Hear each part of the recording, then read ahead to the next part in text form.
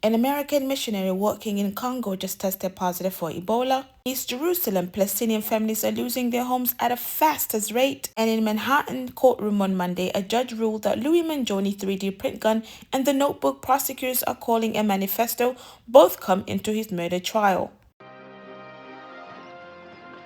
Hello and welcome back to Voices with Anissa. Now, the missionary worker has been evacuated. This is an American citizen, someone who traveled on one of the most dangerous and underserved places on earth to provide medical care, now infected with one of the deadliest viruses known to humanity.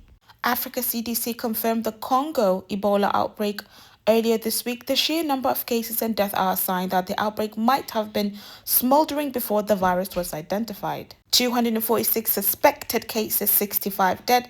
The outbreak sits in the Congo's remote Ituri province, directly at the border with Uganda and South Sudan, as we covered. Groups in that region are making containment nearly impossible, and now an American is infected and has been evacuated back to the US. As you know, Nebraska Medicine National Quarantine Unit is the only federally funded quarantine facility in the country. Back the first time that this Ebola virus broke out, Nebraska was the one that had to take in those patients. Now, it is a standard receiving point of high consequences, infectious diseases evacuation. The same facility currently is receiving antivirus patients from the MV Honda's cruise ship. Now, two simultaneous deadly outbreaks, one quarantine facility, and the U.S. withdrew from the World Health Organization in January, the international body that coordinates global outbreak response between nations. There has not been any formal CDC press conference that has been held either outbreak as of today. The story is developing. Now, East Jerusalem authorities are issuing, Israeli authorities are Palestinian demolition orders at an accelerated rate since the Iran war began. Human rights groups and UN experts are saying a community leader walked past the remains or what remains of his family home after Israeli forces demolished it in Silwan. UN experts said this week the demolition may constitute forcible transfer of population, which under international law is a war crime. The world is watching the Strait of Hormuz, and while it does, the orders are arriving faster than at any point in recent history. And the number that Amnesty International released back in May 17th has been completely, you can say, buried. The number of people killed in the state sanctioned worldwide rose to 44-year high in 2025. At least 1,518 people executed globally, a 32% increase from 2024.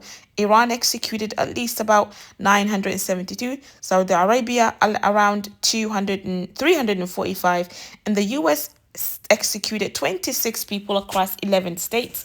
Florida being led with 19 execution. Now, the Death Penalty Information Center has documented that Black Americans represent over 41% of the people on death row, despite 13% of the population.